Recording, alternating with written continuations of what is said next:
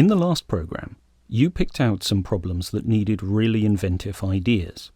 Now we need to think about how to come up with all these clever thoughts.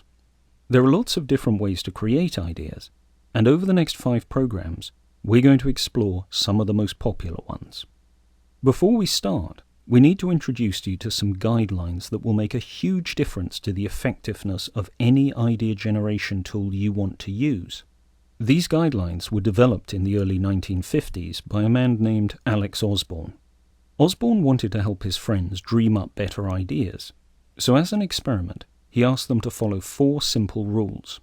These were: delay your judgment, you're probably quite familiar with that one, look for wild and unusual ideas, come up with as many ideas as you can, and build on other people's ideas. People found that following these Divergent guidelines really helped them to think more creatively. In fact, so many ideas were generated in the session that someone shouted, "This feels like a brainstorm."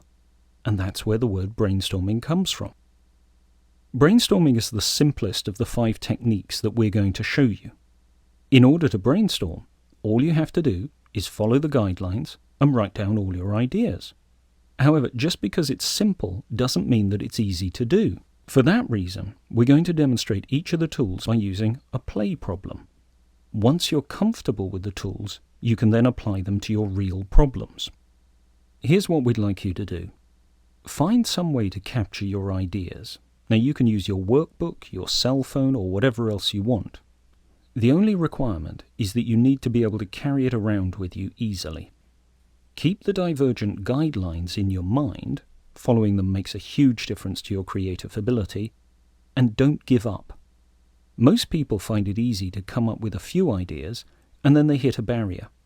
It seems as though they've run out of ideas.